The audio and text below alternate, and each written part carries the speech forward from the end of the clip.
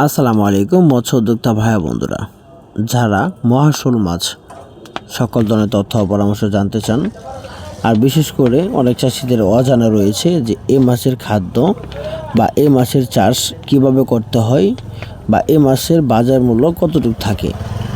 বিশেষ করে মাছের পোনাগুলো অন্যান্য মাছের সাথে কি চাষ করা যায় কি না, বা চাষ করতে গেলেও দেখা যাচ্ছে এই মাছের খাদ্য কি ওই মাছের খাদ্যের সাথে কি মিলে কি না, সেই ব্যাপারে অনেক চাষিরা আমাদেরকে বলে থাকে। তো আজকে ভিডিওতে আলোচনা করবো, আশা করি ভিডিও সম্পূর্ণ দেখবেন।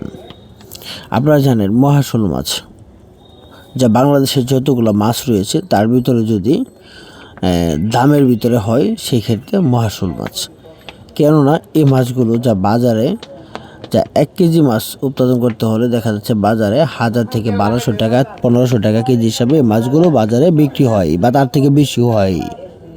কিন্তু বিষয়টা হলো যে অরিজিনাল মাছগুলো আপনাদের নিতে হবে। যে মহাশোল মাছের ভিতরে মহাশোল মাছগুলো মিরকা আকৃতির মাছের মতো ধারণ করে বা এরকম দেখা যায়। বিশেষ করে এই মাছের গায়ের রঙটি হলো যে লালচে বাদামি বর্ণের বা লাল কালারের ভিতর ধরতে পারেন বা বাদামি কালারের ভিতর ধরতে পারেন, সোনালি কালারের ভিতর ধরতে পারেন, অর্থাৎ এরকম একটা কালার চলে আসে মহাশোল মাছের। তো মহাশোল মাছগুলো আপনারা যে কোনো মাছের সাথে মাছগুলো চাষ করতে পারবেন। বিশেষ করে মাছের খাদ্য ভাসমান ফিট খাবার, আপনি ডোবানো পরিমাণ খাবার দিতে পারবেন। যে কোনো খাবার মাছের পোনাকে খাওয়ায় আপনি অতি দ্রুত মাছের পোনাগুলো বাজারে বিক্রি করতে পারবেন। আর বিশেষ করে মাছগুলো যা 5 থেকে 6 মাসে, 8 থেকে 10 মাসে, 12 মাসে 7 কেজি, 6 কেজি, 5 কেজি এরকম বেশি ওজন হয়ে থাকে।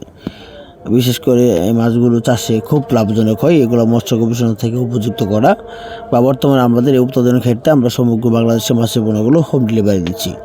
তো ধন্যবাদ, আসসালামু আলাইকুম।